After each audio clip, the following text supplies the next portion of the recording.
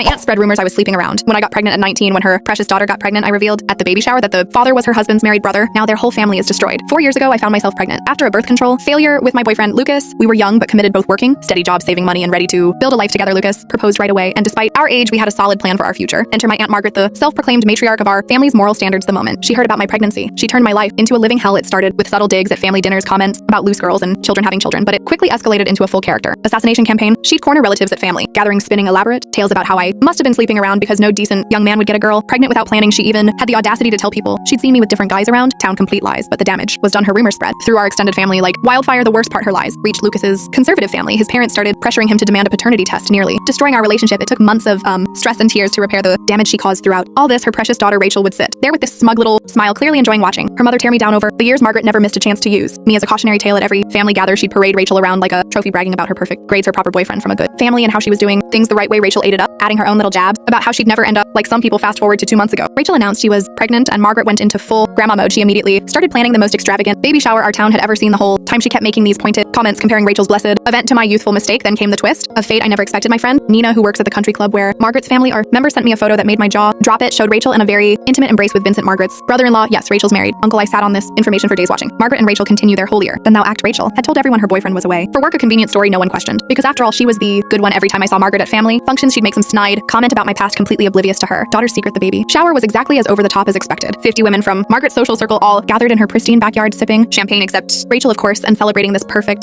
pregnancy. Margaret was in her element, making her usual speech about how wonderful it was that Rachel had waited until she was ready and done things the right way. That's when I decided enough was enough. During the gift opening session, when Rachel was cooing over some overpriced baby outfit, I stood up. The timing was perfect. Vincent's wife Octavia had just arrived late to the party. Actually, Aunt Margaret, I said loudly enough for everyone to hear, I think there's something you should know about doing things the right way. The room went silent. I pulled up the photos on my phone and started passing them around. The father isn't Rachel's boyfriend, who's away for work. It's Uncle Vincent. They've been having an affair for over a year. The chaos that followed was spectacular. Rachel burst into tears, immediately confirming everything. Margaret started screaming, her perfect makeup running as she realized her carefully constructed image was crumbling. Octavia, who had just picked up her phone to look at the photos, let out this gut-wrenching sob that silenced the entire party. Someone called Vincent, who was confronted over speakerphone in front of everyone. He confessed to everything, begging Octavia for forgiveness, while Rachel screamed that they were in love. The baby shower descended into complete chaos, women rushing to gather their purses and leave Margaret trying to control the damage, and Octavia having to be physically restrained from going after Rachel in the aftermath. Octavia has filed for divorce. Vincent moved out of their family home and is apparently trying to make things work with Rachel, who's dropped out of college. Margaret has become a social pariah. Turns out her country club friends don't look kindly on women who shame teenage mothers while their own daughter is having an affair with her married uncle.